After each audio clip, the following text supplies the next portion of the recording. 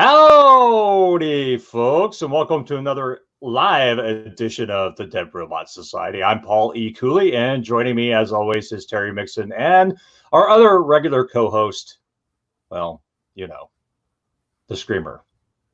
Well, yeah. Because we always have to have a Screamer for some reason.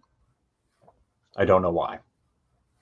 There's something very wrong with her. Where's your microphone, man? What happened? Oh, my God. So my AKG Perception 220, after 13 years of service, died. And I had to put it away. I do not have a backup mic, so I'm talking through my HD camera, which is the best I can do at the moment. And my new mic is on the way, but will not be here anytime soon, considering they don't even have it yet. That's awkward. It's life in the pandemic, baby. So I got to wait for that to get here. So until then, I'm kind of dead on the audio side, apart from doing this show and putting together intros and outros for my shit. So that's about You know what that means? More writing time. Yeah, more writing time, more self-flagellation, whatever that means. It means whipping yourself. Whipping myself, huh? What have you been up to, Mr. I always have a cat in my lap? I have been writing. I have been getting Victory on Terra ready to publish. It's going to be out Monday. I'm very excited. Ruin Terra's audio is on its way to the retail store. That also makes me excited. I had a novel, a roughly 60,000 word novel that I wrote back before I left doing erotica. I went ahead and found a home for it. So I have a naughty triangular sort of murder mystery novel that'll be coming out at some point. Really? It was already done and edited, but then I changed genres and there was no reason to publish it. So you found an erotic press to publish it, so to speak? Sort of. Chris Kennedy's Four Horsemen universe, his wife and Mark Wandry's wife decided to go ahead and set up their own press doing erotic content. Oh, so, cool. Yeah. That's awesome. I think so. It would never have come out on its own with mine, but I was like, okay, I can do that. I'll still publish it under the Lynn Mixon name because I don't want to have somebody go, oh, look, Terry's got him. Oh, my God, what are they doing?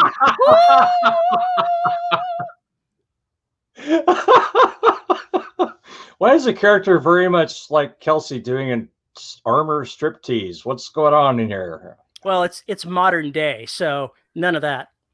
Oh no, you can still have that. I could still have that, but this particular novel is set in the modern day. No, at a con cosplay, you can still have that happen. I could, and I definitely want video if that happens. I can't believe we haven't written a scene at the con yet. I can't believe. I mean, maybe it's because it's too terrifying, because if we put anybody in there, everybody's going to know who that person is. If we even include one slight quirk, everybody's going to be like, oh, he's talking about so-and-so. Like, I don't need that shit.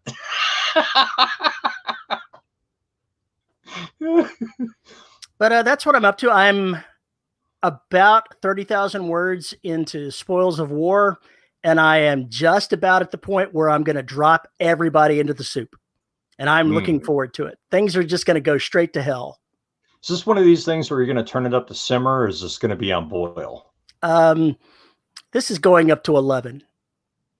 Going up to 11. So you're going to set fire to the whole goddamn thing. So let's run this past you.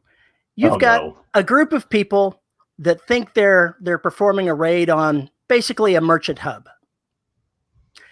While they're doing that, they discover that the other government's one of their most classified and important projects is taking place in the middle of that, and all of the defenses that were there to protect it and concealed spring to life.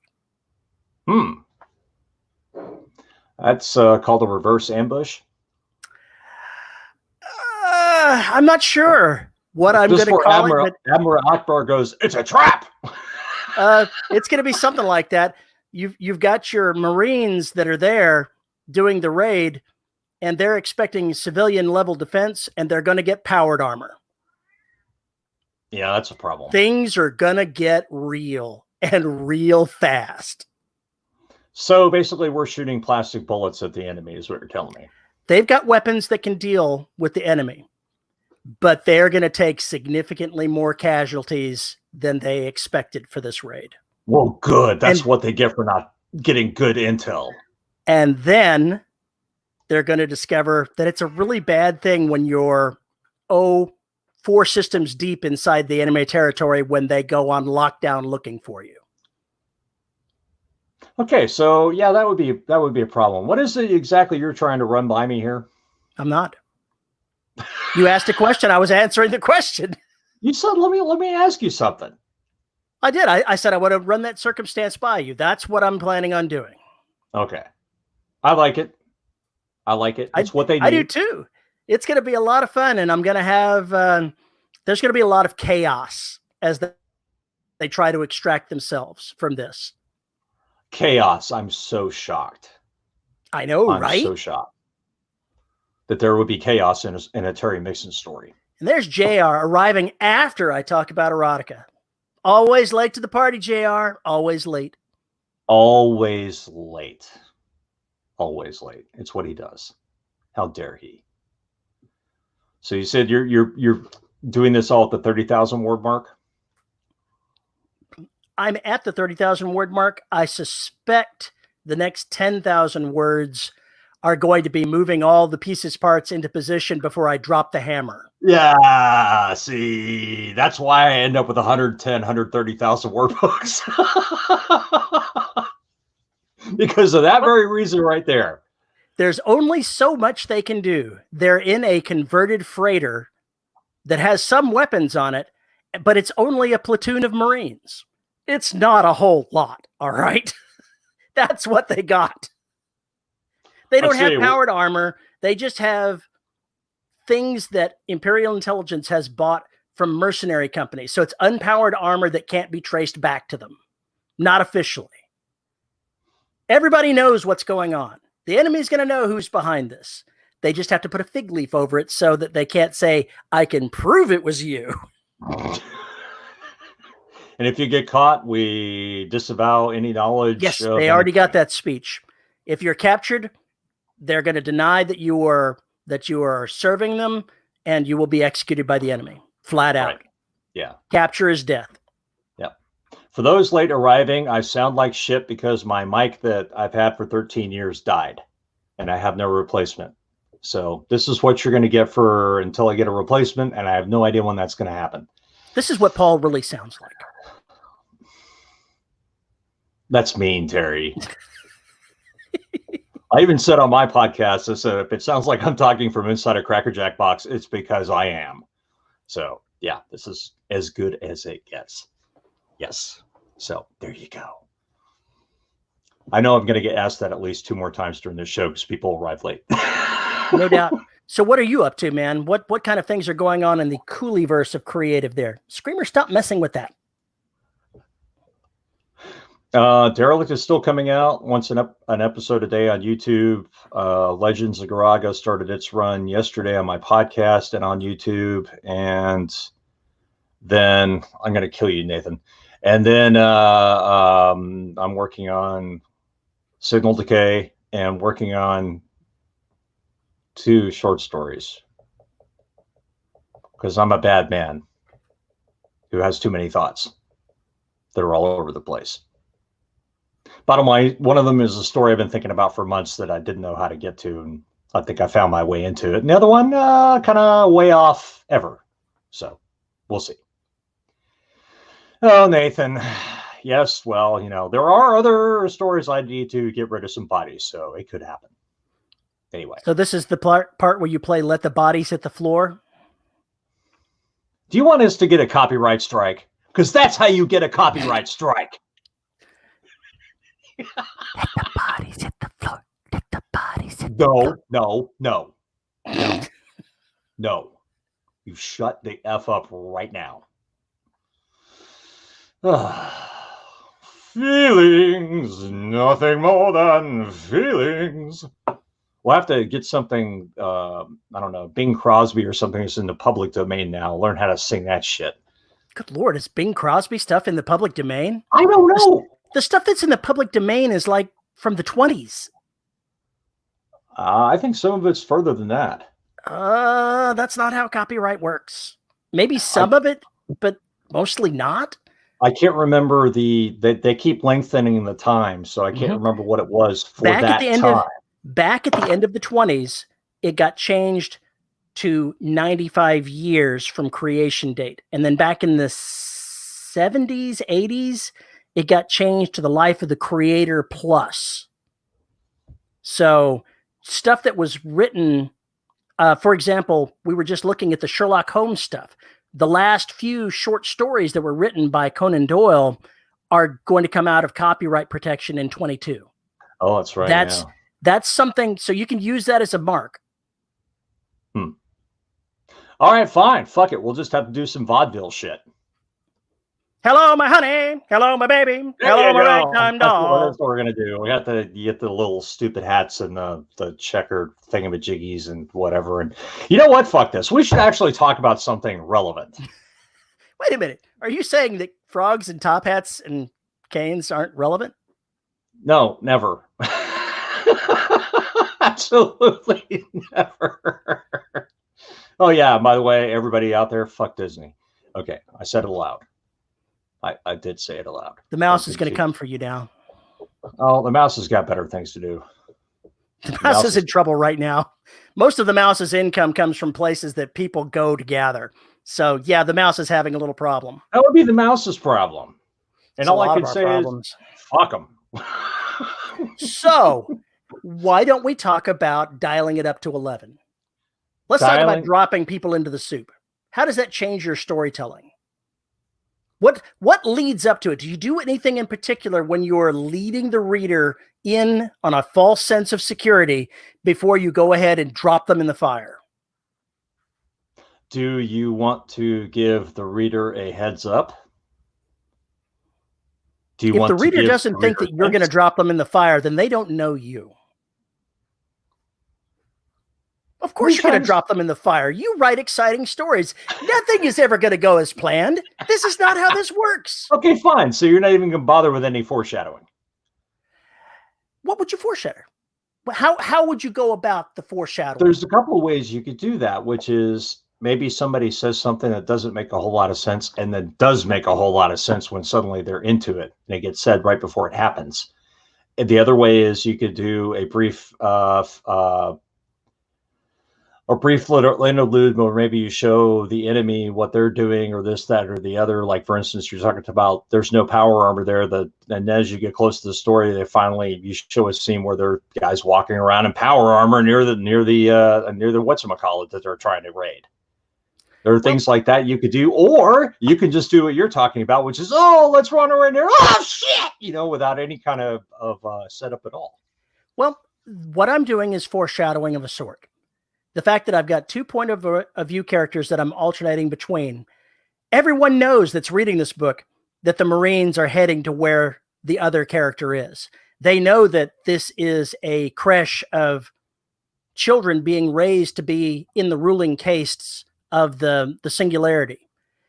So they can expect that there's going to be something the Marines don't expect to find when they get there. The level of what they don't expect to find may be something of a shock. Maybe. But there's foreshadowing. They know that trouble is coming. They just don't know how much trouble is coming. Okay. When you dial it up to 11, then there are things you have to deal with as far as pressure on the characters. You have opportunities to create really ugly ethical dilemmas for them. You have ways into basically them breaking down over something. You have the opportunity to show camaraderie between the characters when they may actually not like one another. You've got all those opportunities to show a lot of the human connections and a lot of the human the human factor of war or battle or whatever else. It's also very, very integral to how it all works. That's a big part of the story. It's not just kiss, kiss, bang, bang. You got to show how these people are helping one another or fighting one another or whatever else while they're dealing with this larger battle that's going on, or the larger conflict, whatever it might be. It's also an opportunity to show character. Yeah. Say, I still haven't written the scene where everything falls into the fire, but let's say that the Marines are withdrawing. They've found out that they're in a place that they should not be because it's way over their ability to deal with. So they're in the process of extracting themselves from this problem. And as part of that extraction, they come across an atrocity in progress. And the leader orders her Marines into the fight, knowing that a good chunk of them are going to die. That's a chance to build character. The fact that they're going to go in without even a peep, because that's what Marines do. That's opportunity to show you've got the leadership with the team that's actually going in, and then you've got the leadership that's sending them in. The leadership that's going in and sending them in are the same people. The platoon leader is with them. Okay, fine. It's not going to be a remote thing. She's going to lead from the front. Well, then she can watch all of her people die one by one. She's going to watch them die wholesale. Yeah, well, that'll work too. That's depending on the character, you've got a lot of crazy built in there. They're talking about shattering guilt and everything else that goes along with it. I think I put a number to it earlier. I think I've got somewhere in the upper 30s of Marines, upper 30s, lower 40s. And if I get a dozen of them out of this, I'll be totally and utterly shocked. Cool. That's a decent body count. I like it. I'm a big favor of that body count. It's going to be ugly. Not because they're Marines. It's going to be an ugly fight. I'm looking. As a writer, I can't tell you how much I am looking forward to writing that fight scene. As a writer, I think, if only 1/3 of the characters make it, I think you've done your job. That's just me. But, get out the toe tags. Any one of your senses is better than the other to kick it up a notch. Is sight, smell, sound better to kick things up? I think it really depends.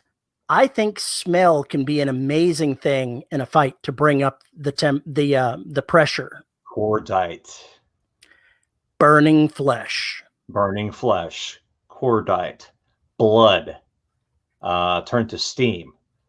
Well, I don't know about turning them to steam, but the iron smell of blood, all the battlefield smells are things that the reader is not expecting to have land on their desk. So if you can come in through, well, if you want to go ahead and talk about landing on their desk, but if you want to go ahead and get past what they're expecting and shock them, go with the unexpected senses. Taste. Maybe you don't realize this, but taste is linked to smell. Mm-hmm. Yeah. It's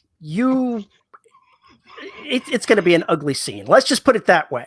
When somebody blows up in front of you and blows blood all over you, you probably don't want to have your mouth open. I just saw some guy at a kitchen table or dinner table just sitting there, cutting his meat or whatever. This big slab of liver just comes flying through there with a mist of blood while he's cutting his. Fava beans? Anyone? Fava beans? Oh, do I detect do intestine?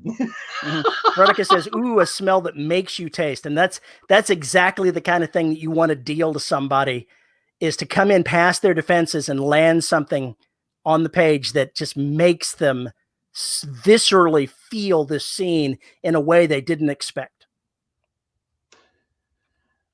Yeah, that's good. Sound actually, I think is really a good one too. I like using sound, especially if it's a darker environment where you don't have as much light going on. And that, I think, is another factor into how you do things, is what does the environment look like? Because if it's shadowy, or maybe the lights are flickering, or maybe the power is cycling on and off of wherever they are, that gives you a totally different array of senses to use. But if you're in space and you're in a vac suit and you happen to be in a vacuum, sound is gone. Sense of taste and smell is gone. All you have is visual and the sound of your crewmates through their radios as they're horribly mauled.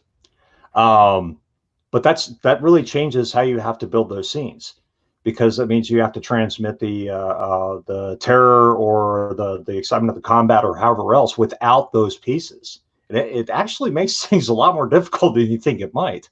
But at the same time, it gives you a lot of freedom, because the character themselves is having to use imagination, you know, and through rote repetition of just life.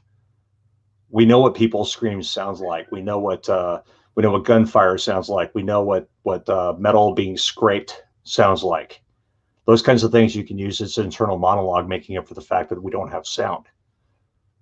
So there's a lot of different things you can do with as far as the senses go, but it just depends on the environment. I mean, if you're in a closed-in hallway, the smells that you're talking about, and the taste of it, and the smell, and even the sight of smoke from weapons, if you have incendiaries, in a hallway, all that stuff would be devastating. It would be overload. Veronica says, just the way you like it, Mr. Dahmer. I have an interesting piece of trivia for you. When she was younger, my wife met Jeffrey Dahmer and drove him home from a party.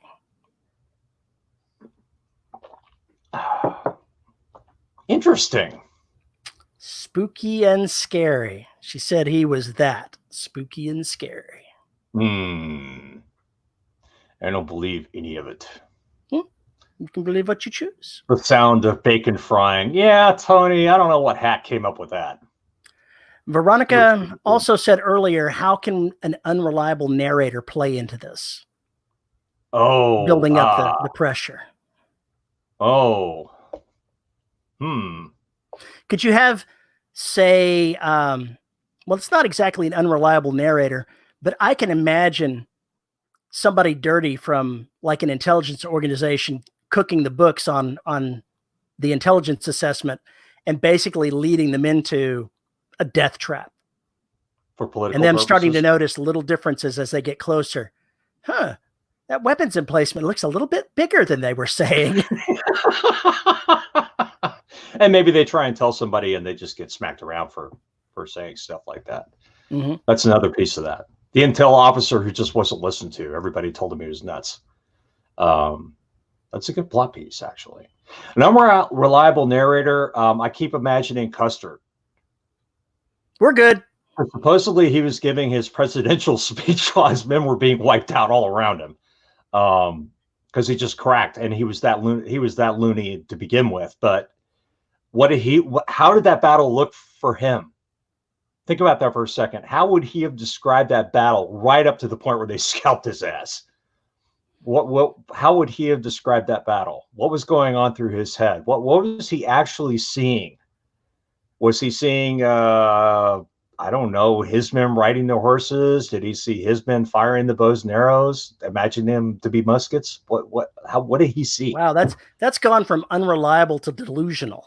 Doesn't matter. It's still the same thing. Imagine the story from his point of view. What would it have looked like? Even though all the officers are kind of giving him the stink eye, and he's like thinking they're cowards, and it's like, no, they know you're nuts, but there's nothing they can do about it. That's the way to do it. That's the way to handle that.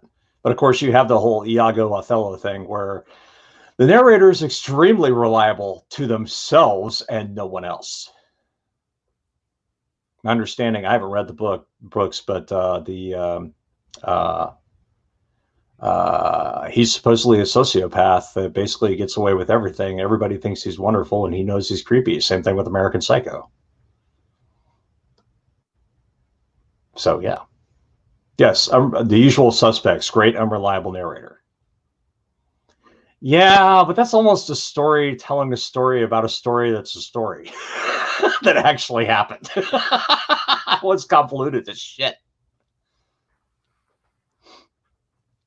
Yeah, dead on, unreliable. Hell yeah, it is.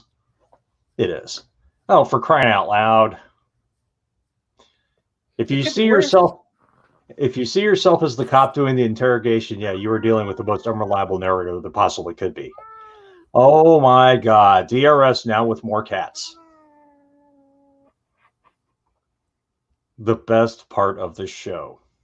There you go.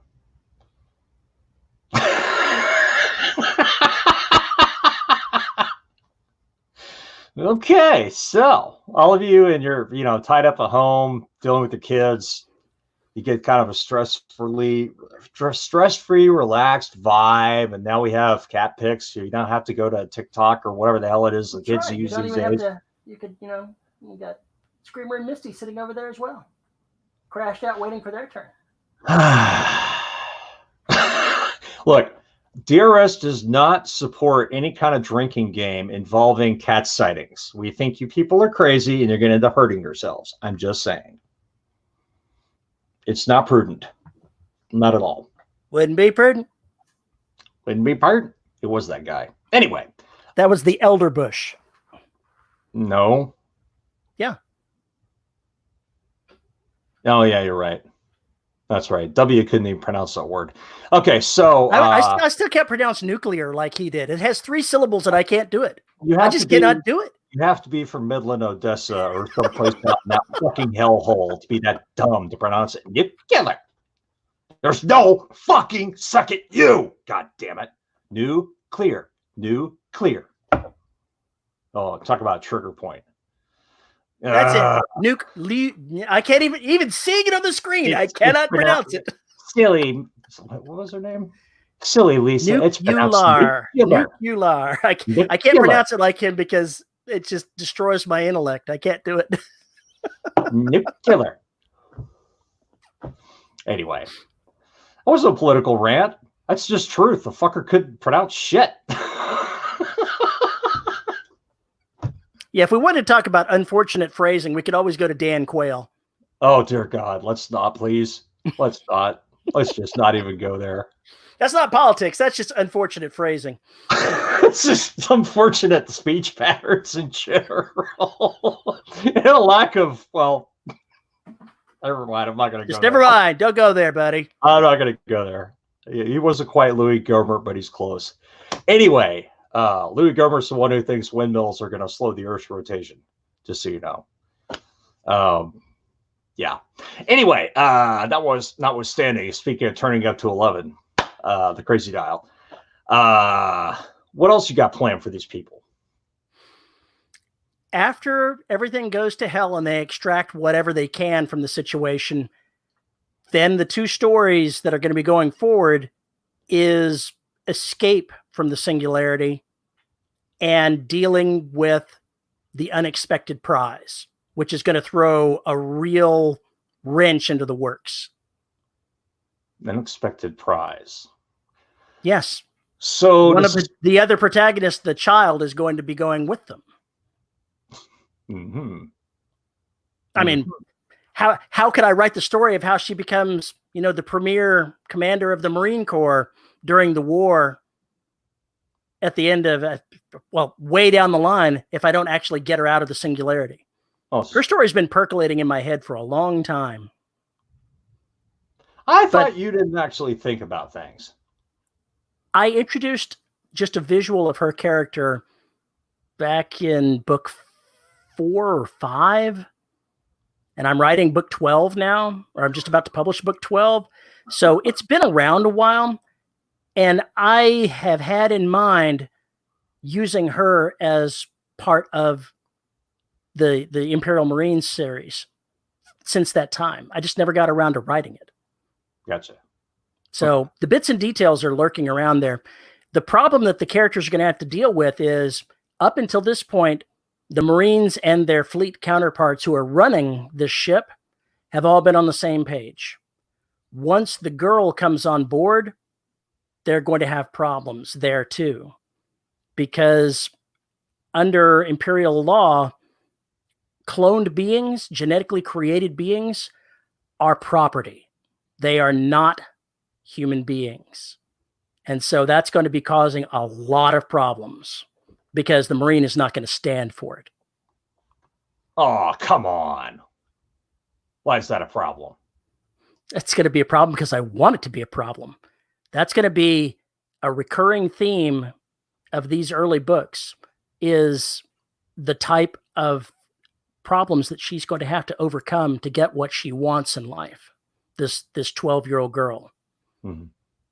And when I say that she's property, it's a legal fiction. Nobody really believes that cloned beings should be enslaved inside the Empire. That is not what they think. This is a political action taken against their enemies in the other Star Nation to say that their rulers, who are genetically created, aren't real people. But then that chicken is going to come back to roost in the Empire because that law is actually on the books. And some people are going to buy into it, even though that's not the intent that anybody that created it wanted it to have. So it's going to be, I hate to say that this is like writing something dealing with racism, because it's not, but there are some analogies that could be drawn between it. And it's going to be an ugly sort of deal. It's not going to be pretty. That'd be species. I'm not sure what it's speciesism. It's not really. They're part of humanity, but I'm not sure how you would characterize this. Yeah, I don't even know. Purism? I can see a political movement called purism, or you can't use humanism. Something. Biologism? Fuck, I don't know. I don't know. I'm not going to, if I'm going to come up with a name for it, which I doubt that I am, I'd have to think about it long and hard. I think you absolutely I don't know that you're probably right. I probably need to come up with something, but I know that this is probably a subject I should be tiptoeing around, and I'm just going to wade through that minefield with big old mudsloggers on my feet. Oh, I think in this particular case, you can do that. Bombs are going to be going off. Yeah. And we're just, I'm sure that some of the readers are going to say, you're just doing this, drawing these things on purpose. No, it just happens to fall that way. It just happens that it's been going on for 6 or 7, I don't know, 20,000 years. So yeah, this is kind of how we do things around here. Interesting. Genetic discrimination. Yeah, but I'm not going to call myself a discriminationist. There has to be like some kind of well, obviously you could say maybe the Humanity First movement or something like that. That's closer. Yeah, but then God, it's such a fine distinction though, because you're talking about, technically they are human because they have the same number of chromosomes. It's just they're cloned and not born. There's Veronica says it should be the GMO movement. I like it. I like it. I could steal that totally. You can't use naturalists. Maybe they're originalists. Oh God, this is the original form of humanity. In Space and Beyond, they had clones, and they were second-class citizens for the most part, and they called them nipple necks because since they were born in vats or whatever they called them. They all were born with some kind of feeding tube that went in the back, I think.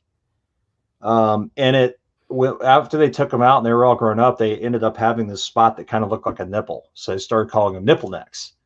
So there was a speciesist kind of vibe to how they were accepted and everything else that goes in with it. It's just such a fine distinction. It really is. It is such a fine distinction. I'm going to have to consider what you would call somebody like that. But I expect to get pushback from some readers. I really do. Because you can't wade into divisive subjects without getting pushback from somebody. It's going to happen, and I'm going to deal with it. Good point, V. Good point. Do the clones have belly buttons? Navalists. That's bad, V. But that's an interesting question. Would they have belly buttons? Considering that these children were born in pods, they could have been fed through the same thing. So I believe that they would. The people that created them could have gotten rid of their reproductive organs, but chose not to. They disabled them, but they're still there because the people that created them wanted them to be there. I've seen this movie. It's called Jurassic Park. That doesn't quite work out that way. How do you mean? It disabled the gonads, but they kind of came back to life. They turned off, in the females anyway, the they have to get a shot to start going through puberty because the automatic mechanism is non-functional. It was rendered inert genetically. All right, fine. Whatever. But, you know, it's all part of the story. I don't want the upper classes of the Singularity to breed in any other way, and neither did their designers. They wanted their lines to remain pure. Inside the creche, they start out with 200 children that are genetically identical. And those children are genetically identical to all the ones of their line that came before. They come from a template. Gee, I wonder why you don't want them to reproduce. 2 generations down, you get somebody who's, well, yeah, it's going to look like Spain at the end of the 1700s.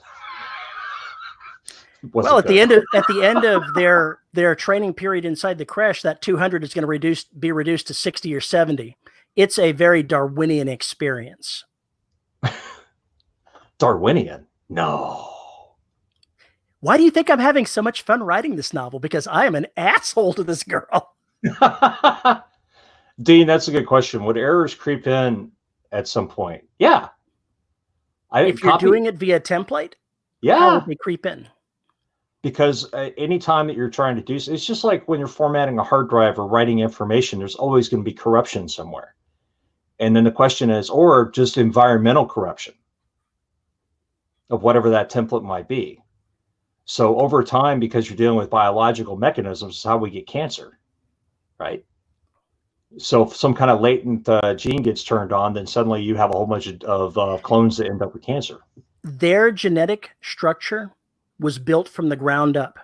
They don't have latent genes. I'm just saying, as human biology goes, everything that I've been able to see from nature is it can really go fucking awry.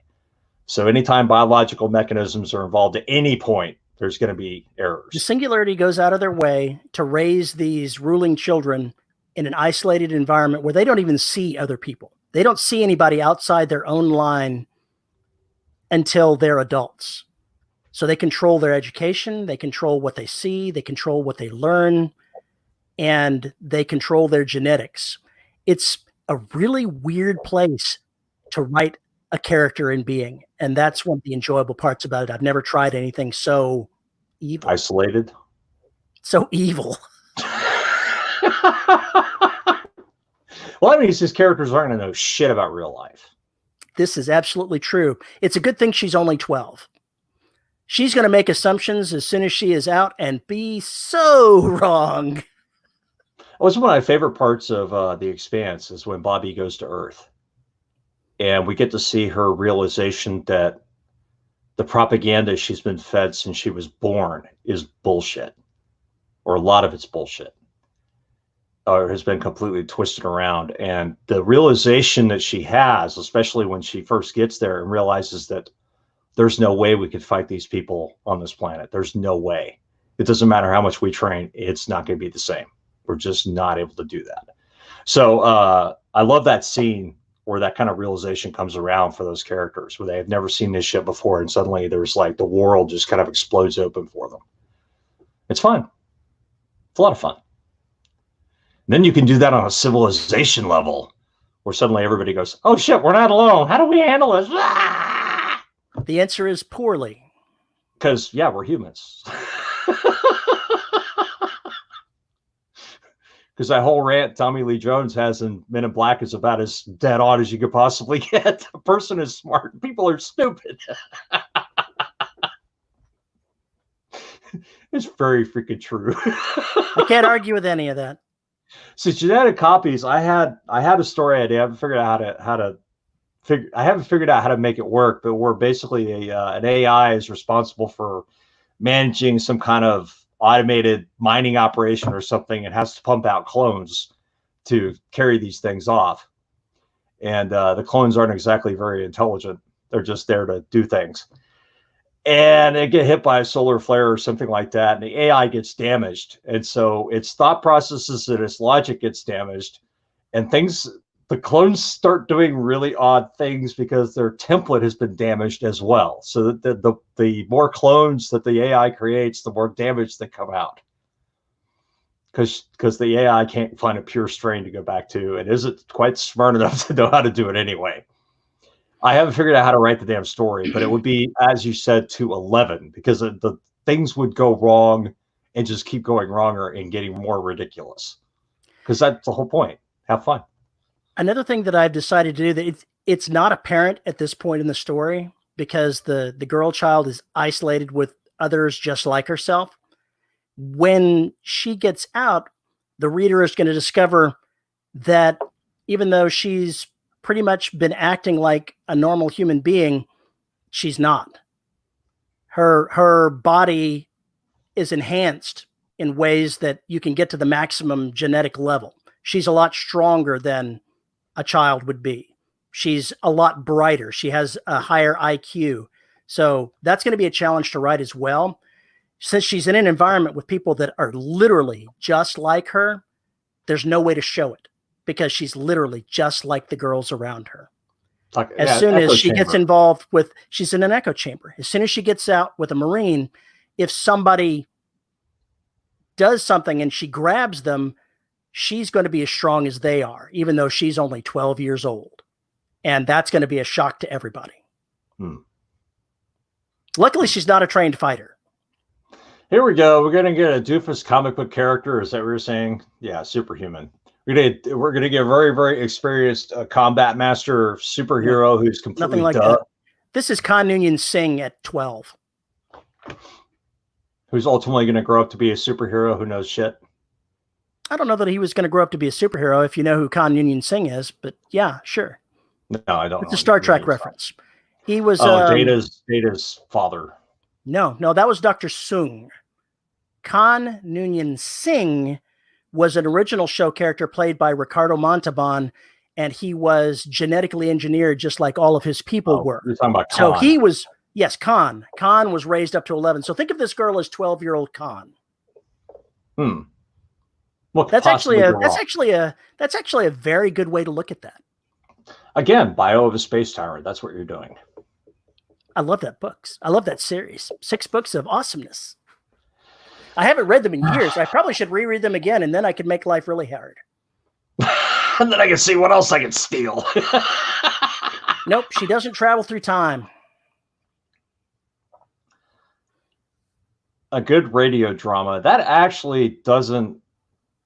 Yeah, it's not a bad idea. Dean says, so superhuman, essentially. Yeah. Yes, the people in the Singularity left because genetic engineering was outlawed inside the Terran Empire.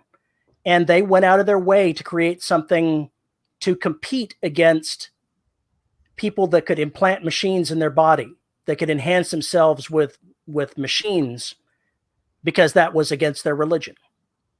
Pretty much religion. So yeah, I have to make the characters so that they can compete on that level. Yeah, you need to listen to Cell Dweller's End of an Empire. Or End of the Empire.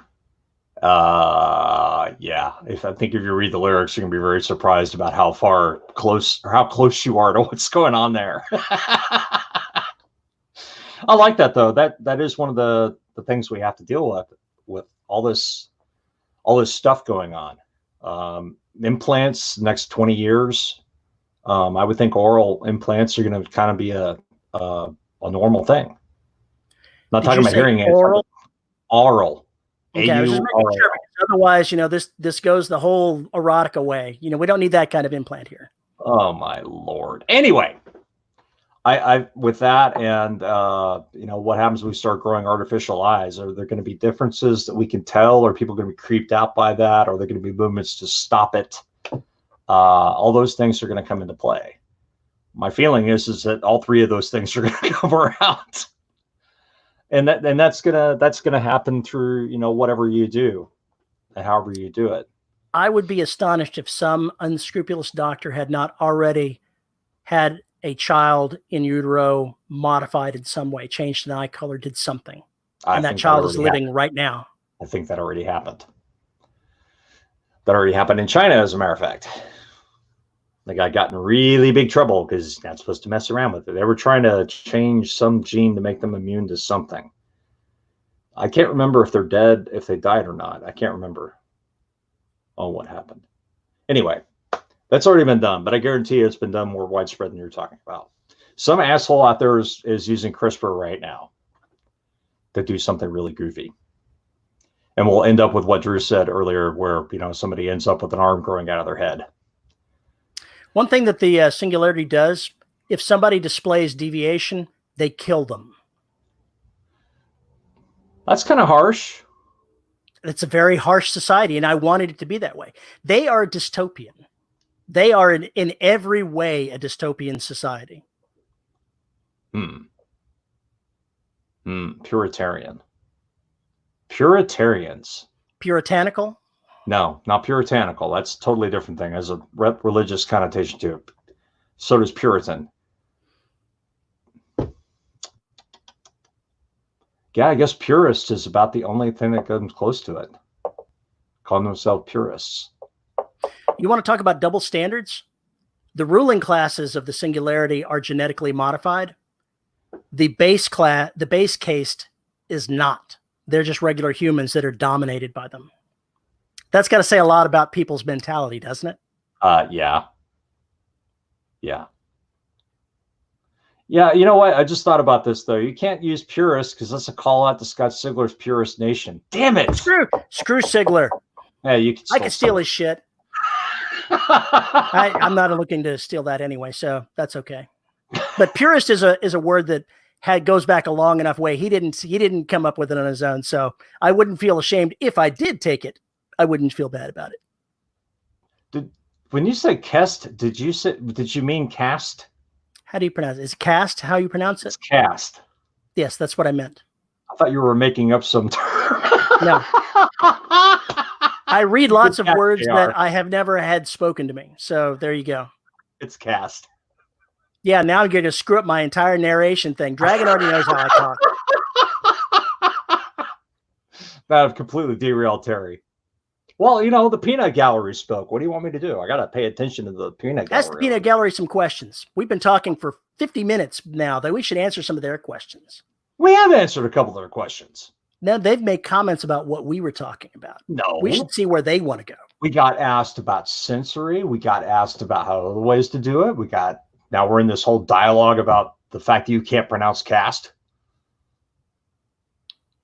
I can pronounce cast. I'm Texan. He's Terry. That's a completely different thing. My universe, my pronunciation. Take this word and murder it. You're now speaking Texan. Son, let me tell you something. I've been all over this damn country and ain't no one know how to pronounce a damn thing. As I speak the Queen's English. So shut the hell up.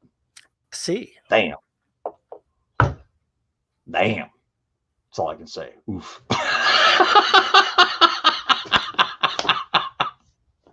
What else you people got besides trying to make fun of where we're from? Well, I'm glad you're laughing. Take this word and strangle it. That's bluegrass flavored. That's how I feel about music and bluegrass. Bluegrass strangles music. That's the way I feel. Does RuPaul approve of your queens? When did we bring up queens? Oh, never mind. Probably there's lots of jewels involved. Did we bring up queens? I don't remember. I said the Queen's English. Oh, okay. Gotcha. It took me a second to catch it too. This is all rapid fire. Coming at us. Queen's English. Yeah. See, he's got it. And then you should be asking, which queen? The first book in my main series is Empire of Bones. And strangely enough, the series is called Empire of Bones. Yeah, weird how that worked out. Weird how that works out. But yes, that's the first one. You'll enjoy it. It's good. Killer Queen's English. That's a completely different thing. That is something else. She's a killer queen. No? I'm really terrified that at some point you and I are going to sit down and write like a song together. Oh, dear God. And then sing it. Let's not. And then, or better yet, we'll write the song. We'll make Veronica sing it. Ooh, now that's got some possibilities. Who's going to set it to music, though? You're going to have to come up with a tune. What are your thoughts on the new Indies SFF group being founded? Do you think it will change the market any? No. Do I think it will change the market? No. Do I think it might better represent people that want to look at this as a profession? Possibly. I'm a member. I was at the meeting where it was initially discussed, and I'm in favor of it. I think it would do better for writers perhaps than places like SIFWA does, because they've gotten mired in all kinds of things that are not really relevant to writing. But you didn't think they were very good stewards of indie writers anyway. No, I've never thought that they were very good stewards. I just got my notice that I'm going to owe them $100 in a month, and I'm not going to pay them. I'm just going to let my membership lapse. Yeah, seems to be the thing to do. Why mention women and children in distress situations? Why mention anyone in distress situations? I'm trying to get the relevance. When you were talking about the little kids and your thingy and everything else and blah, blah, blah. In my case, it's because I tend to favor writing female characters, not because I intended to put a female in a situation like that. That's just the kind of character that I like writing. So I intended to put a child in that position. That I certainly intended to do. The gender just happens to be the way I prefer to write.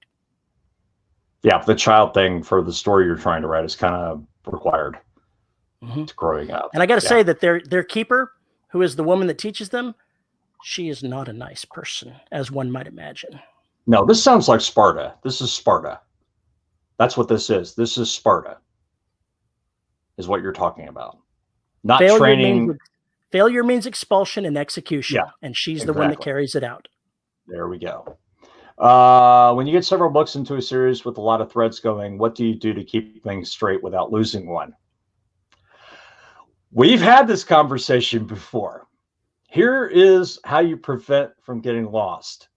Realize in the first book, from the very beginning, that you are going to do something that is going to be big. And every time you do something, write it down where it happened and how it happened. And then you will be fine. Are you going to do that? No, you're not going to do that because you're not smart. Look at Terry. Look at me. Not smart. Not smart. This is why it goes through hell when we have to go back through another book after, I don't know, it's been 6 months or whatever, to go back and remember where things are, where things were, and what in the F is going on. So if you were smart, you will write down all those notes. You will do something crazy like Terry had somebody do for him, which was to put all his universe stuff into blah, blah, blah. What was it? Evernote or something like that? It's OneNote. OneNote. You have somebody do that, or you can go create your wiki and just kind of stuff the wiki in there. I have Scrivener and I put characters in there so I can remember who did what and when.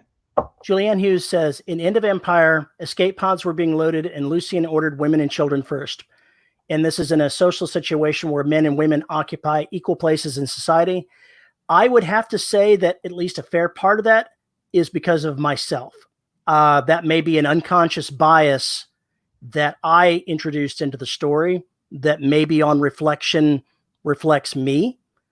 Certainly children would have been in the escape pods, but at the end, maybe parents and children, I would have put it, but I put women and children because I'm almost 60 years old and that's just the way my brain immediately went. Titanic, the ship's going down. I thought you were almost 70. Huh, that's what you wish. Yeah, Archivos, I can't remember. I can't believe I didn't mention that. If you want to start from the beginning, use Archivos. Yes, actually, that would be that's pretty much better option than the way I'm doing it. Yeah, what I'm doing is not pretty. So yeah, don't do what I do. Yeah, Archivos is really good. Dave Robeson, if you don't know him, that's his baby, and it's fantastic. Let's see. And that then brings up a good point. If there's a lost colony with 30 women and 5 men, it will be fine. If that is reserved, society will die because men can't reproduce. If you've got a lost colony with 30 women and 5 men in within 10 generations, you're all going to be dead anyway. You're going to start having problems. You got to have, there's a minimum genetic diversity, but that gets into science. We're bringing science into this. Yeah. But yeah, honestly, Julianne, I should have probably phrased that better, but it was an unconscious bias. I'm probably till the day I die, I'm going to still hold a door open for a lady, and I still do it. I do it for men. I open it for anybody, but there have been cases where I've gotten nasty looks for it. And it's just because somebody's coming from a different time and age than when we were born and when we were raised. That's just the way it is. We are relics of the past. Probably not. Yeah, we are relics of the past. Because I consider it just courtesy. I don't have it. It's nothing. There's nothing sexist about it. It's just courtesy. My criteria for opening doors is if somebody is within range of it, man, woman, child, I'll hold the door for them. Yeah, it doesn't really have, it's not a reflection of gender. It's a reflection of being a gentleman. Yeah. It's a reflection of myself. Yeah, exactly. Some people can be uptight. Fuck them. I don't have a problem with it. If somebody gives you crap for opening the door for them, step inside and close the door in their face. Fair is fair. I just say, have a nice day and go about my business. So just because you woke up smoking a turd sandwich don't mean the rest of us got to smell it. Or keep holding the door and say assholes first. Ooh, damn. Damn. Since when are you two gentlemen? I, sir, am an officer and a gentleman. Damn. Damn. We've really come across that poorly. Of course we do. Yeah. Yeah. Oh, yeah, as V says, well, bless your heart. Exactly. Yeah, that's Southern for go fuck yourself. Now, what was that character? There was a TV cop show where the chief of police her thing was, thank you. It's like, it always, it meant fuck you. That's another fun thing with characters that are in an organization where there's some kind of hierarchy and they're lower on the deal. I know you know this because you were in the military. Finding new and interesting creative ways to say fuck you without saying it. If you're in the military, you basically don't worry about not saying it. You just say it. Nathan says, I thought you were only a sergeant. I was only a sergeant. I'm just speaking rhetorically here. I can make myself whatever officer I wish. Damn it. He curses like a private. No, he curses like a gunnery sergeant. It's a much higher level of cursing acumen when you're a gunnery sergeant.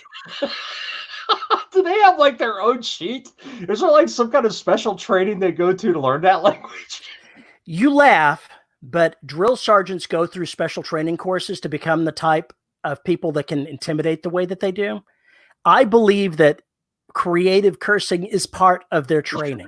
Welcome to Creative Cursing 101. I will be your fucking instructor. I have often thought about that, and I believe it to be the case.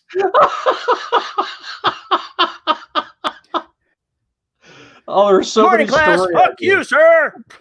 There's so think of the opening the Full Metal Jacket. Oh, Nathan brings up a good one. As per the previous email.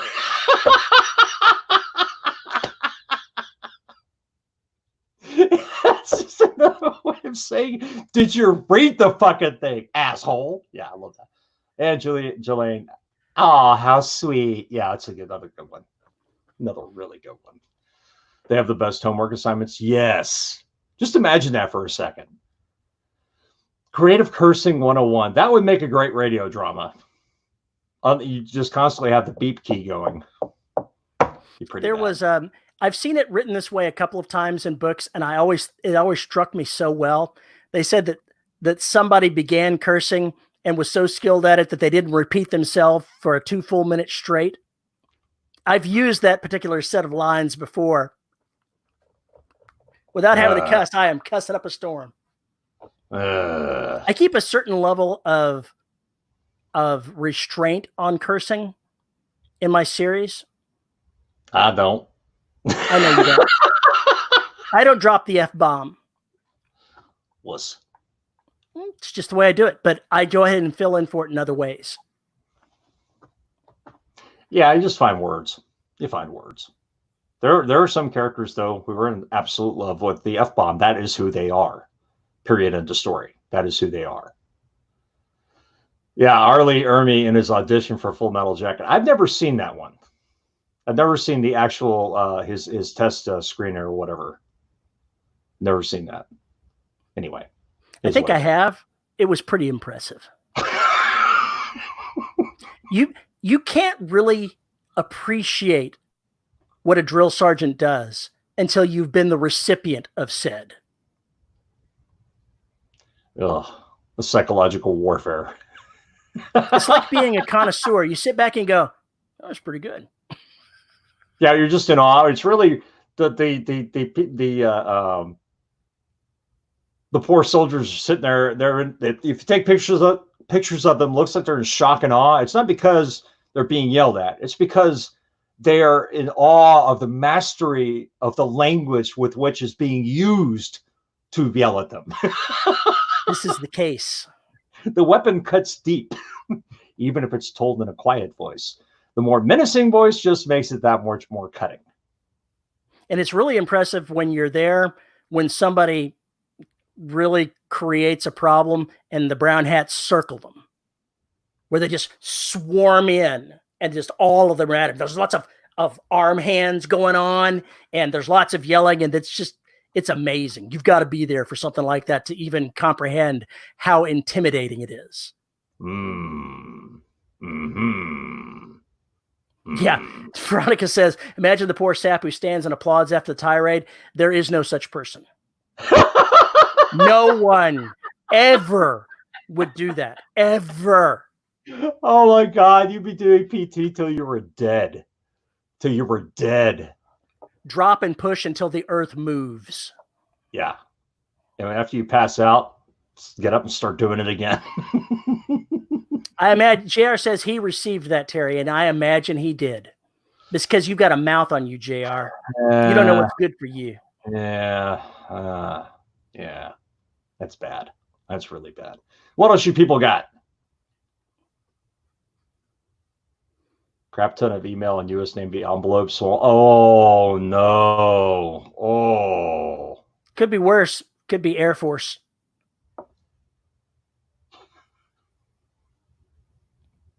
It'd still be sent by Navy.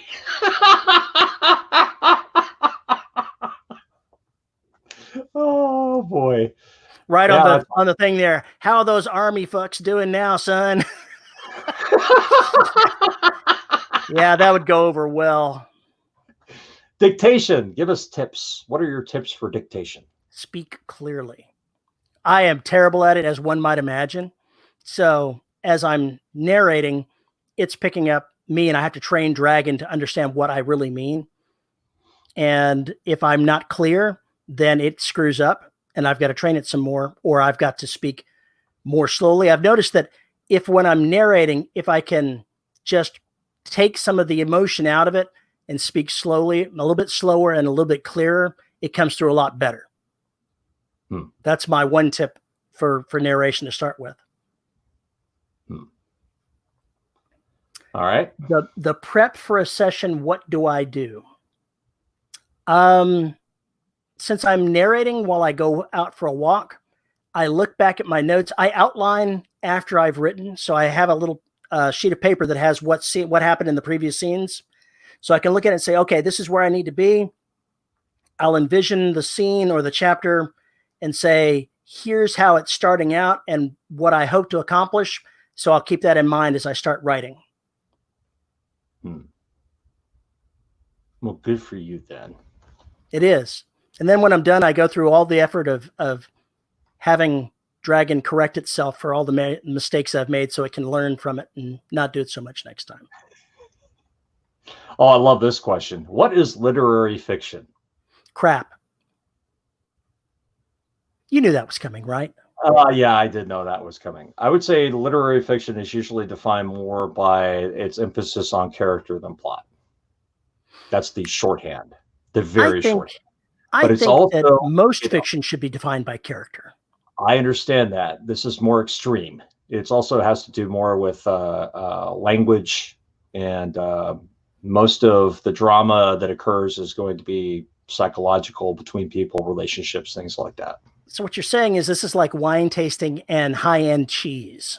Not necessarily. Not necessarily. I would say Tropic of Cancer is literature, and I don't really think it was very tame. So there you go. Let's see. How do I decide who dies in my novels? I make up my mind at the last minute. What I do is I write down all their names on a slip of paper, throw them up in the air, and then let the cats play with them for a while. And then forget. And if you find any names, those are the ones that live? Yeah, something like that. Okay. Nathan, that's fucking bullshit. Stow your genre snobbery at the door, buddy. That's to read for everybody else what he said. Nathan said, literary has no drama. It is a character pontificating their own navel in narrative summary. Yes. Says the man who can't spell summary correctly. Maybe he meant like it's summery outside. The flowers are up and it's kind of warm. All I could say, Nathan, is bless your heart. All right, so I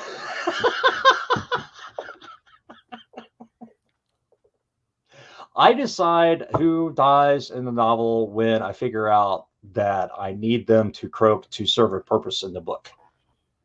And then I have to figure out that there is somebody I have to go after. Sometimes it's just random happenstance. Some character happens to be in the wrong place at the right time. But more often than not, it's because I know that I need that character to croak to keep on going things. And sometimes I just enjoy killing them. It's just, pure and simple. They annoy me and it's time for them to die. But I don't kill main characters off unless the story is actually going to end or we're handing off to somebody else. And Corvo from at Arizona says, Paul, keep describing your stories as a mishmash of different things. Don't let me bully you.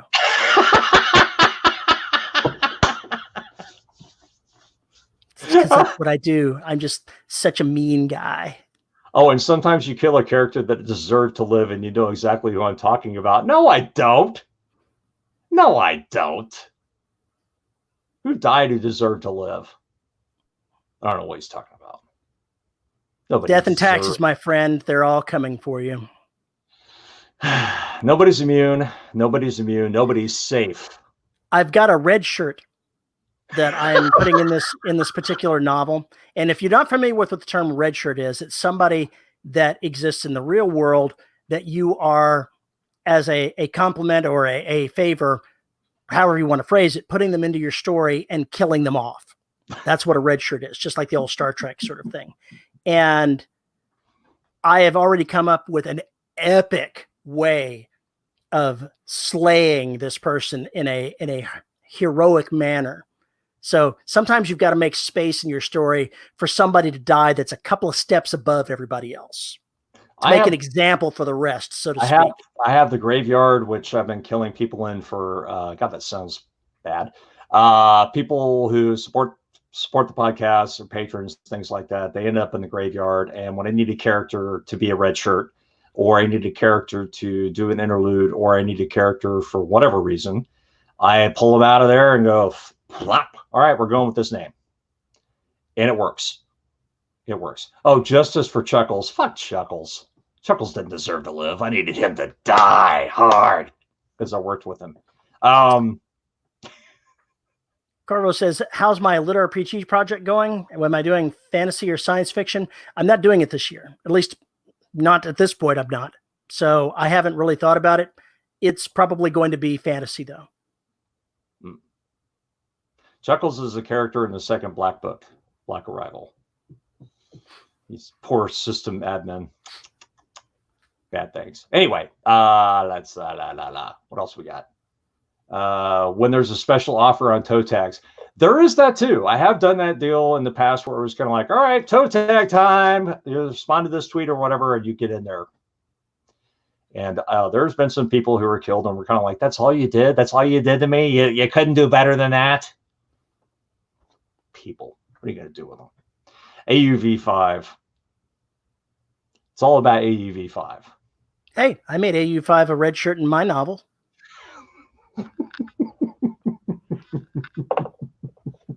I can't do that. I just can't do it in good conscience. I just can't do it.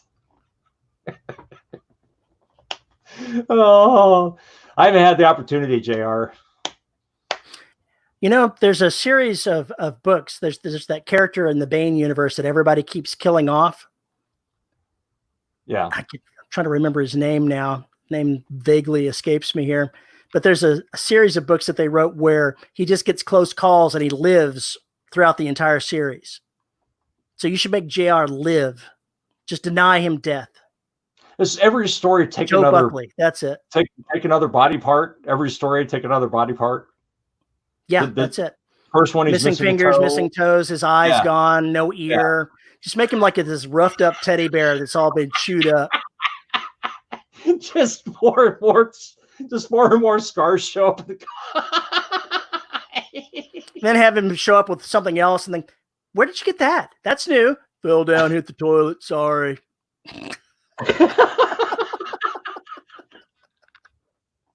It's a banana jar. I love that. Yes.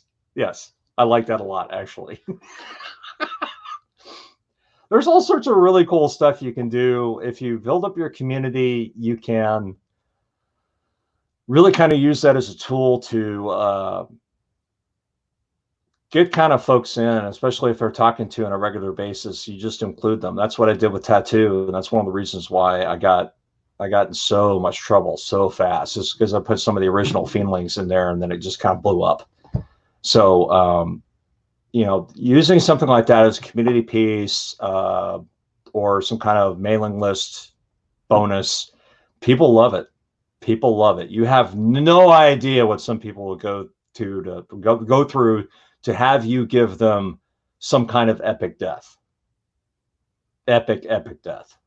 The nastier, the more brutal, the more satisfied they are. That's the ridiculous part. It's so macabre. A bunch of sick people out there. Half his brain is gone, but nobody notices. It actually improves his diction. Wow, suddenly he's a genius. For JR, that's not too bad. Take away more of his brain and he starts getting brighter. Too much think over here. Get rid of that think. Too much think. Get rid of the bad think part of his brain. Bad think. Malthink. Group think? Wrong think? Wrong think. I think it's wrong think. I think it's wrong think. Yeah. As long as you kill me on the pages. Or very artistic. Yes. Alex White in The Cold Forge. That is a brilliant death at the end for one of those characters in that book. It is brilliant. It is awesome. And I totally saw it. And it really fit with the character. Really did. Tony Joy says, like some sort of Warhammer 40,000 orc, something like that. And as an aside, right now, Humble Bundle is running a bunch of first in series novels for Warhammer that you can get for $18. You can get like 20 novels that are first in series in their Warhammer series. Have you ever read any of those books? I haven't, but I really should, because maybe it's not as dark as I think it is. I think I've psyched myself by saying, "Oh, this is all grimdark." I think I'm fooling myself. Maybe it's not as bad as that, because nobody would read all that crap if it was really that bad. Oh no! And so you think my stuff is so dark? That's because you made it seem that way. I am forever. Your own marketing screwed me up, because you said you don't believe in happy endings, and I've never gotten past that. Never gotten past it. And we've argued about what that means. I understand. But nonetheless, it's what triggered in me the same visceral reaction to the horror movies, the gore fests. Just not interested. Yeah. Because you helped me put your books in a niche where it didn't belong, and now I can't get them back out again. It's not my fault that you brought your pre-existing bullshit to a genre. Did I bring "we don't believe happy endings" to this party? I don't think so. You brought the slasher baggage with you to this party, and you painted horror as nothing but slasher films. It's the time in which I grew up. God. Because the other books aren't horror, they're suspense. It's the time in which I grew up. That's when the bloody horror fics were really the part of the thing, and that's what horror was for me. That's unfortunate. It's just an unfortunate period of growing up, that's when they were big. Very, Friday the 13th, baby. Here we go. No, more like The Shining. The Shining. And speaking of, I just finished Dr. Sleep. Wow. Holy shit. Good book. Really good book.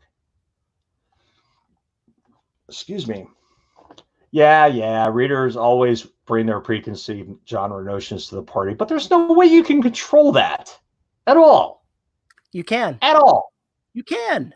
No, you absolutely and utterly can. You cannot. If I stamp something with a mystery, even though it follows all the mystery tropes, the character doesn't act like Sherlock Holmes, doesn't have Sherlock Holmes's bullshit, it will not be considered a mystery.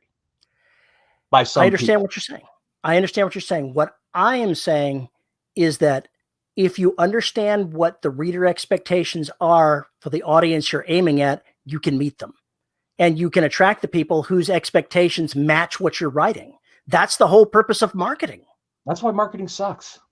That's why a lot of people are terrible at marketing, but it is the whole purpose. By having the right blurbs, the right covers, writing the story that fits those, you are attracting the kind of people that will intrinsically like what you're producing. Yeah. Well, so you can control for a good chunk the type of reader expectations that are coming to the party.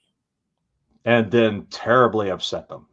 And then terribly violate all of their preconceived notions and wonder why you've got 3 people reading your newest book. I don't quite screw things up that bad. No, you don't. You just get railed at because your Marines aren't Marines. Exactly. I actually said at the beginning of the YouTube run, when I was sitting there talking to the audience before we started it, I brought that up. I said, I don't want to hear a fucking word about any of this. My universe, my society, go fuck yourself, and then continued on. It's like, I don't need a bunch of comments from a bunch of people. This is not the way it works in the military. My military, my universe, go fuck yourself. So do you think that's actually going to stop them from commenting? Shit, no. No, it's not. Shit, no. Absolutely not. But I was sitting there once again. I was watching something on Sci-Fi. I don't remember what it was. Oh yeah, it was the Nat Geo Mars documentary, Dramamentary. I saw it until a certain point where I stopped watching it. Okay, it became an anti-corporation spiel, and I said, I'm not interested anymore. Actually, I was more interested in the science portions that they were talking about and the societal stuff, but the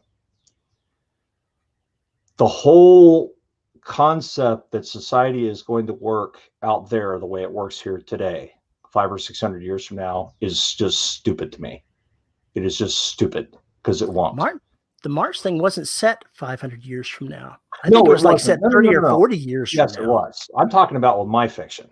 Ah, okay. But even there, you see some of the dynamics change because there has to be more collaboration. There has to be more sticking together because people cannot survive the planet by themselves. There has to be cooperation. But when you start thinking about people being away from home for years at a time, there has to be certain social structure changes, and there has to be certain events for people to do. Yeah, I just don't think we put up with that. Working 24-hour shifts for 12 hours off. That's insane. I don't think human beings put up with it. But how has the society changed to handle that? How does the society change to handle the fact that you're going to be here for a 2-year tour and there's no liberty? There's nowhere to go off. There's no landing anywhere. You were just stuck out in the middle of fucking space for 2 years. How does the society change to handle that? How do mores and taboos and et cetera, how do they change?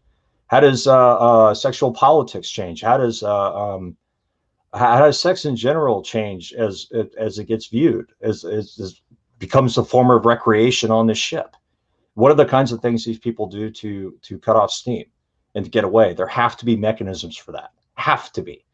And over time, when you're constantly living in that kind of bottle environment, those things are going to morph the way society changes and feels about things in general. So, there you go. That's my feeling anyway. My personal feeling. No roars or snarls from the black. Yeah. No mouth. Well, not really like that. Yeah, not the mouth you're thinking of. That's actually something I've been playing with, is whether or not the black is going to make any sound, whether M2 is going to make any sound in book 5. I think you should play pop music. No, pop, absolutely pop, not. Pop music. Pop Almost music. where you hang your spacesuit.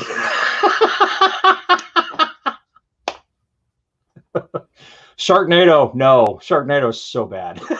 It's so bad. How would society cope if we have sentient AI? Yes. We treat them like shit. That's what we would do. Yes, and then they're going to take over and exterminate us because we deserve it. Judgment Day, everyone. Judgment Day, everyone. That's one of the things I really love dealing with in Soul and Beyond, especially with some of the stories that take place before Derelict, is showing the societal change around how far the AIs and computers in general become facets of their lives. And how does society change to go around with that? How does society change because of their dependence on that? And those are things I really love to explore. And I think those are really fertile backdrops for things. Pay close attention here, Paul. Veronica says the black will make the teeniest kitten mew to draw in its victims. Oh, that's bad. Kitty, kitty, kitty. The scene I still want to write in book 5 is somebody in a parking garage, and they're walking through the parking garage, and they see a shadow sitting over by a car. It looks like a man in a trench coat, and it's not. See, the black is a bit amorphous, so you can have it extrude something that looks like a kitten, a little black kitten. Yeah, stuff like that. Oh my God. Justin Timberlake, I'm bringing sexy black. Oh, that's bad, Phoenix. You are ashamed. You should be ashamed of yourself. Have Screamer record sounds for the black. I thought we should actually have Screamer recorded for Foley sounds, so Terry and I will have a sound catalog we can use.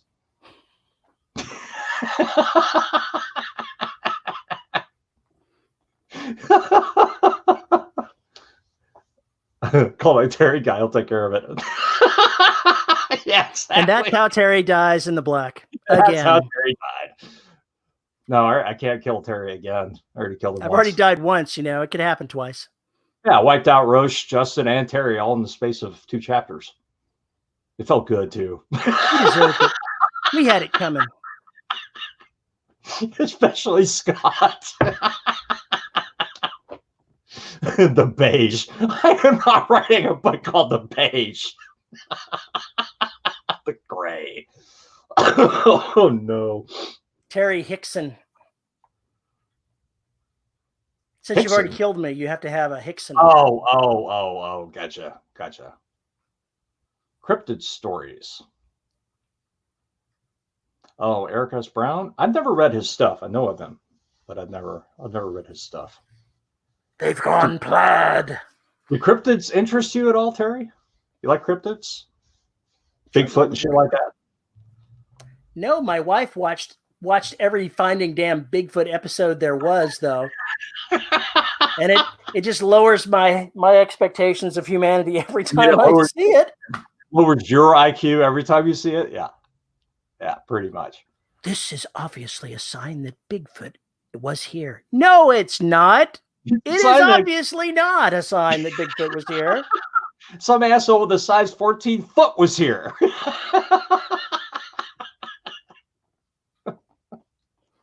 Cryptids are kind of a cool idea.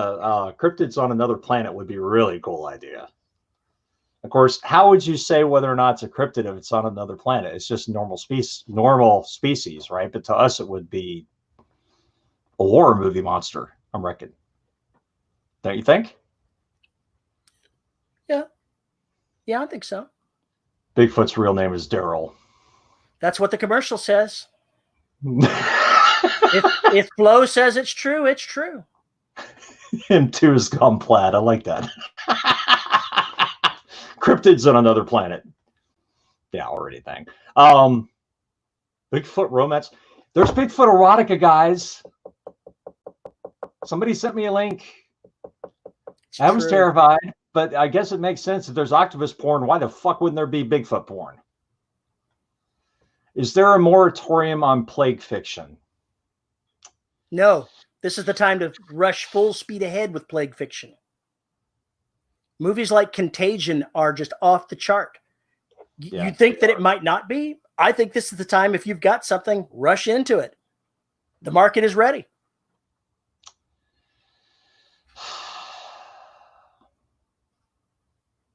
It's a rough one. It's a really rough one. I don't think there's ever a bad time to publish that. It's just like I asked everybody, is putting out Lamash to the bad time to do this? Is it really poor taste? Everybody's like, no, not at all. Perfect time. And the reason, and I think I understand why this is. If you're reading it in fiction, it's not nearly as terrifying as it is what we're dealing with right now, the unease, the anxiety, and everything else. If you were to read The Strain right now today, and you got through the first book, you would go, holy shit, this looks a lot like COVID-19. But then it kind of turns it into fantasy. It turns it into, more horror and supernatural and things like that. Well, it becomes less terrifying. Yeah, there's something pretty terrifying about the plane landing and everybody on it being dead. Yeah, it's that fantasy portion. It's just like why after 9/11, when all the genre sales, especially the ones fantasy, horror, and science fiction, leaped because everybody was looking for an escape.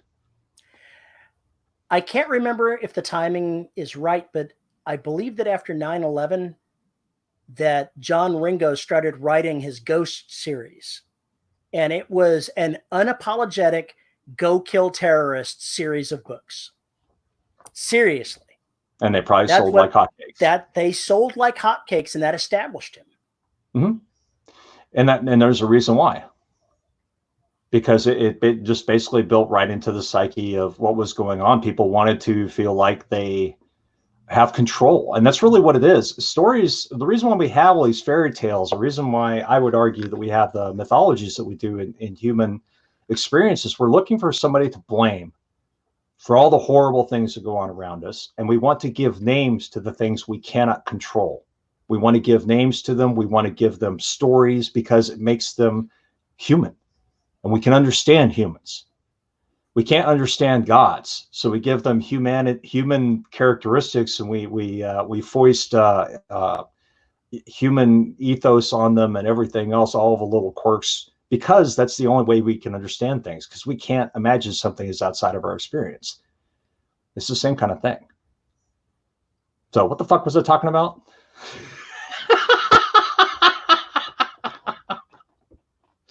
Predicting the beer virus. Now, that goes along with Zombie Land, right? Where some guy ate a egg salad sandwich from a truck stock vending machine and turned into a zombie or something like that. The beer virus. I love it, though. That is awesome. Kill everybody with a microbrew. Is it stout? Oh, it's very stout. It's the whole Corona thing. Fuck Corona. I'm saying coronavirus. That's the link. People are calling it the beer virus. So yeah, it is. Yeah. By the way, I did not read the Bigfoot erotica story. You lie. You've went through the entire series. I don't know. I think we are going to see a zombie apocalypse if we haven't already. Have you seen some of the people that are walking around during the pandemic? I think they look pretty close to zombies. You got your fast zombies. It's rough when the police have to remind you to put on pants when you go to your mailbox.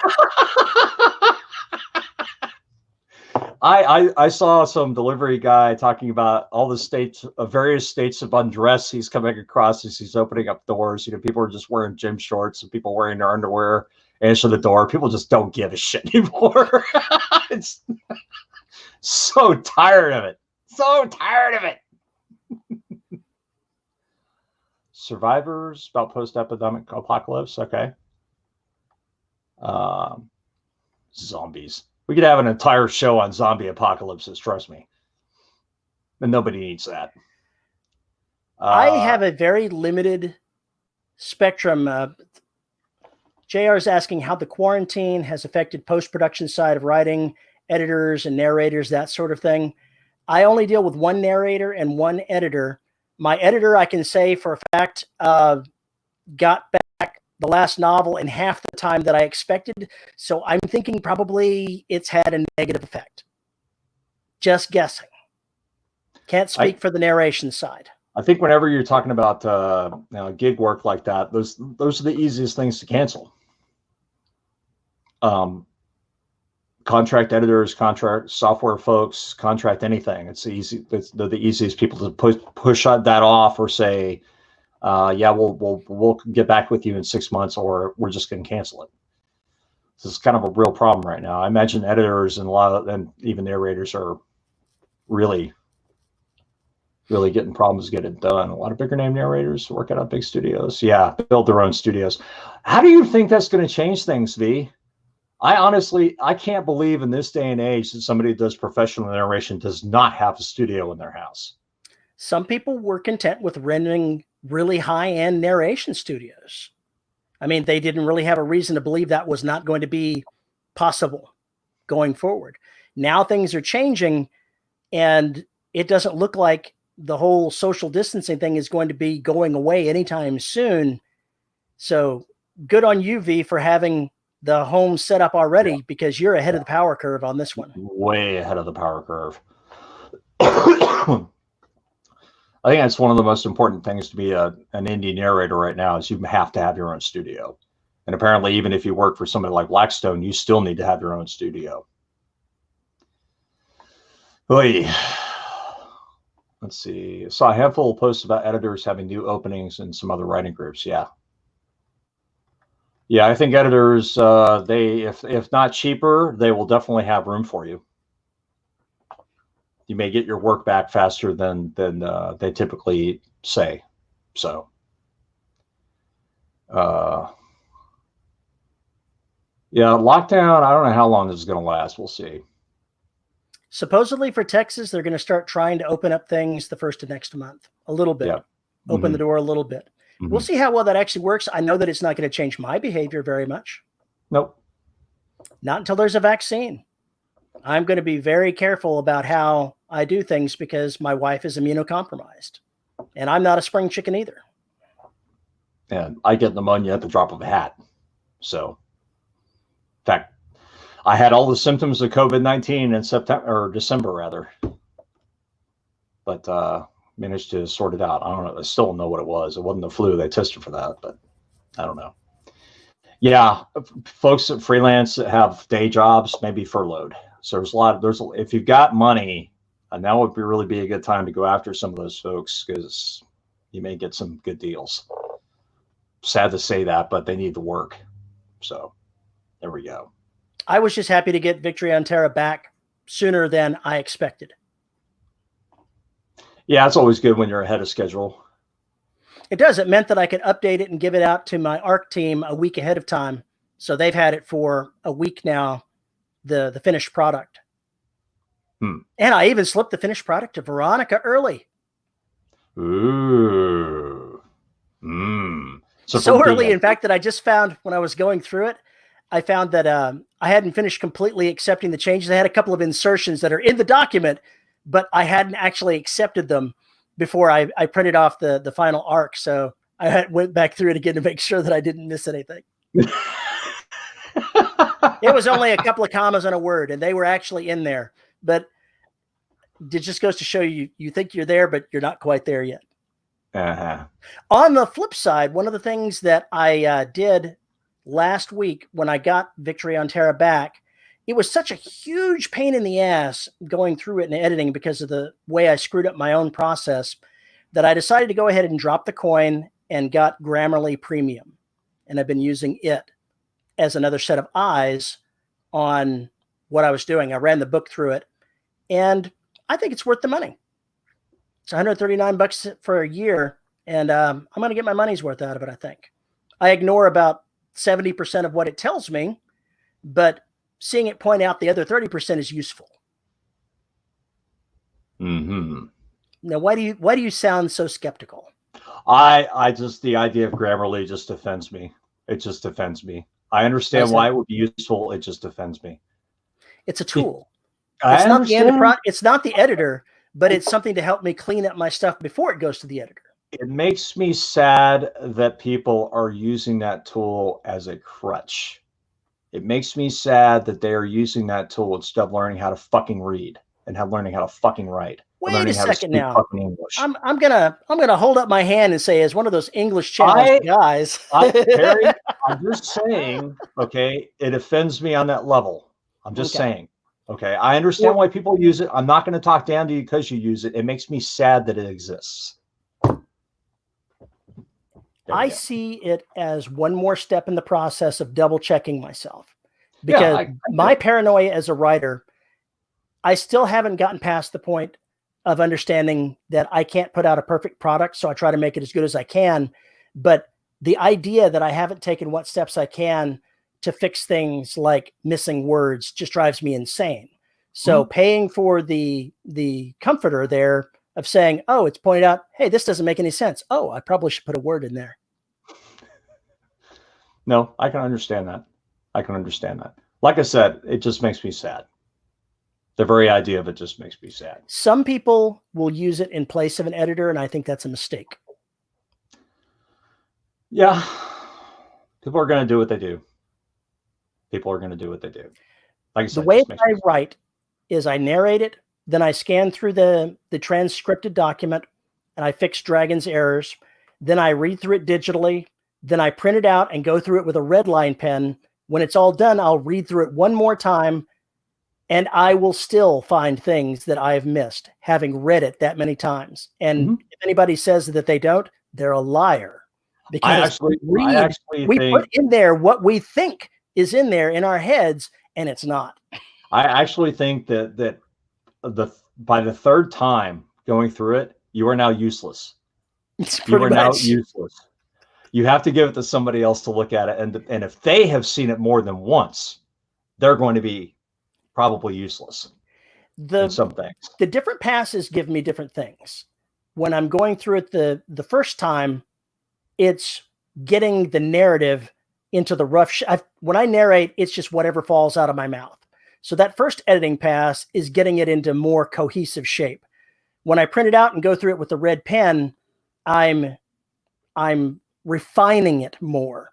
When I do the final read through, it's me reading it like a reader going through it at a higher level. So each one of those passes serves a different purpose for me. Yeah. Like I've said before, the part where I narrate my stories is probably the best part of any editing process, because I get to hear how stupid it sounds, or I find that missing word because I'm trying to pronounce it and it's not there. And I'll listen to it and go, wait a minute, that word wasn't there, and I just put that in. And then I'll find it. I'll catch it. Sometimes I catch little continuity errors that I would not have cut otherwise too. Is it true that Grammarly stores a copy of your work on their end? I don't think so. I have the plugin integrated into Word, so I don't believe it's pulling it off of my system. When I'm not connected to the internet, it just doesn't connect to their engine to do anything. Now, if you're uploading it directly to them, I have no idea what they're doing. That's a good question. Nathan says their agreement says they don't store any of their work. They don't save anything on their end. Oh, it says, no, he says, don't save anything on it. Their agreement says that they can use your work for their own promotional purposes. So yeah, I would be leery of uploading something. Now, let's see. PR Aid, how does it compare? I've never used the other product, so I don't know. I don't even know what that is.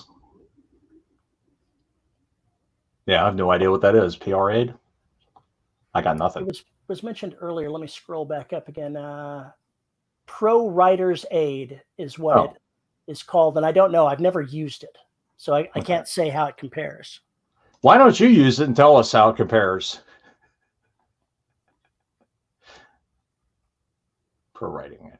Never heard of it. Let's see. What else we got going on here? I'm sure that while we were ranting, they've had lots of commentary.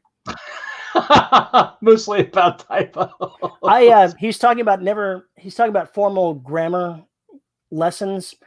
I set Grammarly to the least formal settings, and it's got a setting for that where you can be formal, neutral, or very lenient. I set it to the very leanest settings, and I go with fiction as my option there, so it doesn't overwhelm me with suggestions that I'm never going to pay any attention to. And you can tell it to ignore certain things, like the part where it told me my sentences are too long or have too many words of whatever kind. I immediately turned those off because I don't care. I'm going to write the sentence that I want to damn well write. Sometimes I want a run-on sentence, and there's a goddamn reason there's a run-on sentence. Mm-hmm. It's on purpose. I never change the way that those are anyway, and so they might as well not waste my time by telling me about it. As far as not having a formal grammar background, my response is bullshit. You do have a formal background. Your grammar background is reading. The thing is, you have to look at people that are writing it correctly, who are writing right, if that makes any sense at all. J.R. Henley says that's why Red Adept editing is good, more eyes on it, and they are my final arbiter. That's the last place my book stops before it goes to the public. Yeah. But I want to make sure that I don't send them a piece of dreck either. Yeah, I mean, if you send them something rough, chances are they're going to find the stuff that's rough, and then they'll miss the stuff that really needed to be polished because there's so much noise. If you send them something that is too rough, they will stop and send it back and say it's not ready yet. Yep, I know editors that have done that multiple times, multiple occasions, and or narrators that have gotten the script and said, "No, this is not ready." Like certain people we know. And there is a limit to that. It's when you get something that is so far,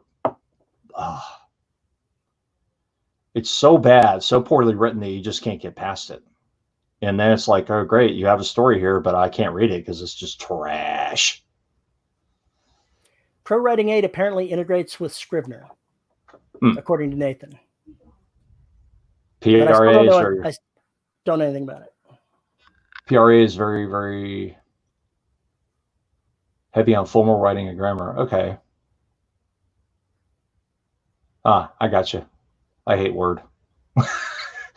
People aren't being taught grammar and read a lot of stuff that is so wrong, so how would they know? The errors creep in because of this. Maybe this will change language soon. Language has already changed massively. Language has changed massively since I was studying it in college. And I blame William Gibson for a large portion of it, to be honest. That is language is always changing. Language is always changing. The problem is the written word is still way behind what our vernacular is. Although that's more and more creeping in. But if you try and actually give more depth or description to something, you have to use actual words and actual sentence construction. I remember when the fight about whether or not ain't could be included was still raging. Yeah, no shit. But ain't a word. Exactly. Phoenix Hayes says that he's heard someone suggest that writing what one of the better authors like Gaiman or King have written improves your own. And it's true. If you go ahead and pick a scene that's written by somebody that's a pro, somebody that is a serious pro like those guys, when you're typing it out, you're going to see some of the things that they have done. It's not just a rote sort of exercise. By having their words filter through you and through your hands, if you're like me, you've noticed that your hands know how to spell things better than your head does. There is a different part of your brain that is engaged when you're using your hands or your voice as opposed to your eyes. And so by funneling that through there, if you hold up a piece of paper you read aloud somebody else's work, you're going to pick up some of the things that they have done that you would not have done simply by reading it. If I read John Irving, I'm paying attention to not just the plot and the stories and the character interactions. I'm also paying attention to his writing. It's just something that I do as I spend a lot of time noticing what those writers are doing. But one of the things I did in college was kind of having problems with my voice was I really liked Raymond Carver, his voice. I really liked it. So my prof told me to go home and open up one of my favorite short stories and start typing it. Just start typing it verbatim. And after about 6 or 7 paragraphs, I kind of got into the tilt and I stopped transcribing his story and started writing my own. But I was using the same cadence, and it really helped me with pacing. It really helped me with finding the right words to use. and you can dumb them down or raise them up as much as you want. But that's really, you know, what it comes down to is when, if you're having problems, maybe that's something you would like to take a look at. You know, how do those characters interact? Maybe if you write it or you speak it aloud, you can find the cadence and it'll help you. Armax Tilsley says, try dealing with Australian, UK, and American English all at the same time, which I cannot even begin to imagine. And then it is immediately followed by that hater, J.R. Handley, saying, just write English and leave the British and Australian distortions out of it. You are a hater, J.R. We should mute you because you are a hate. Not only that, it's obvious you don't even have an iota of an idea about the history of the English language and how badly America fucked it up. This guy named Webster, he was kind of an asshole. Kind of a real dickhead. Yeah,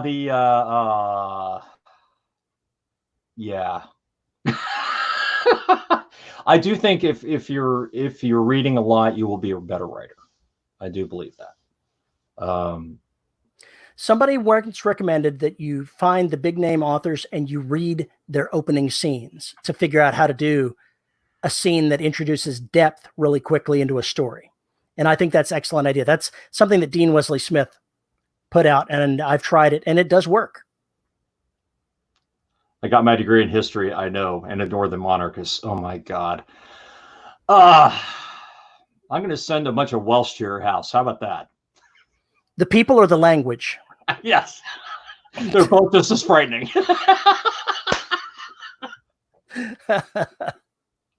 Oh, poor Welsh.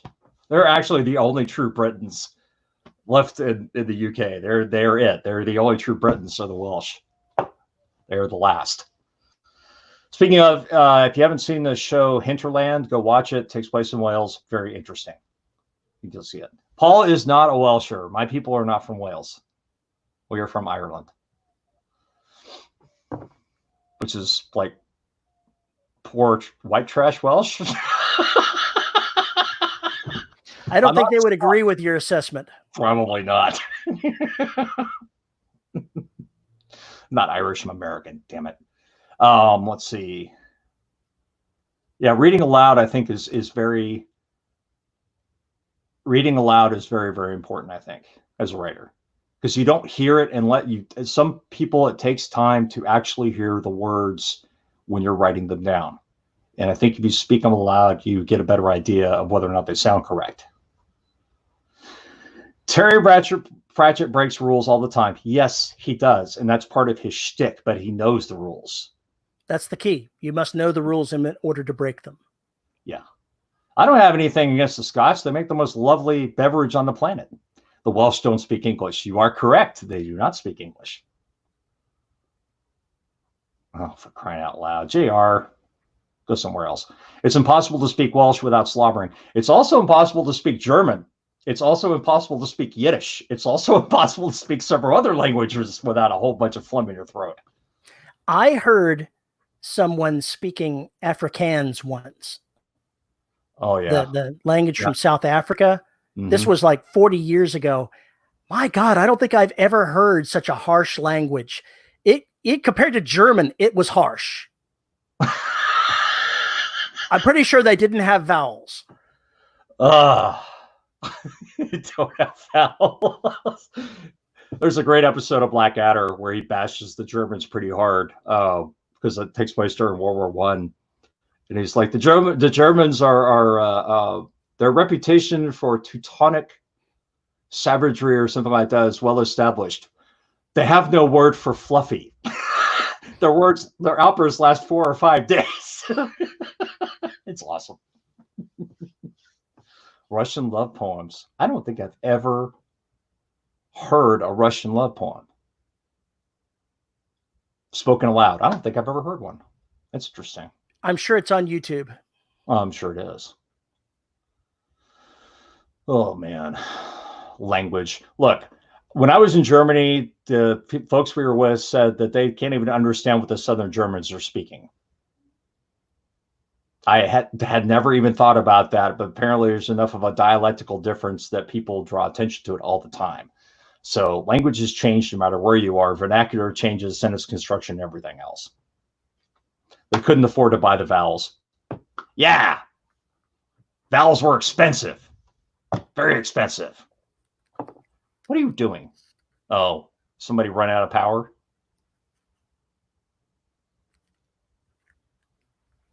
Did you run out of power?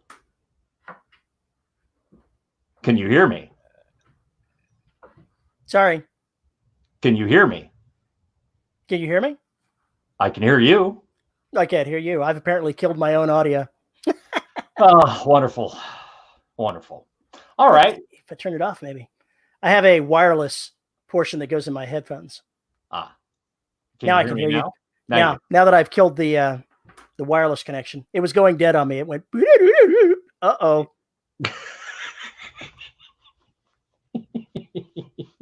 Yeah, exactly.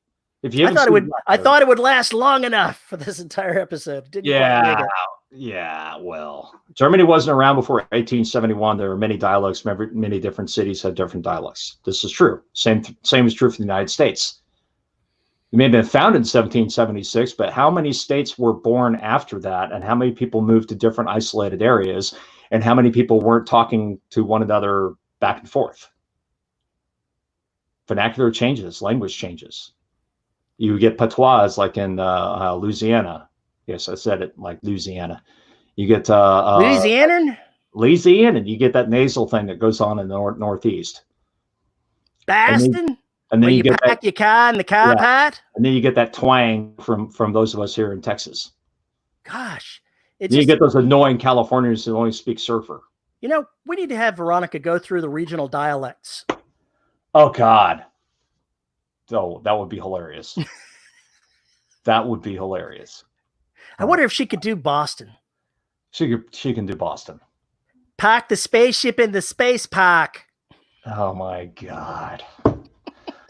All right, we've been at this. Now that I've said that, no Boston accent. No. Let's not tempt fate here.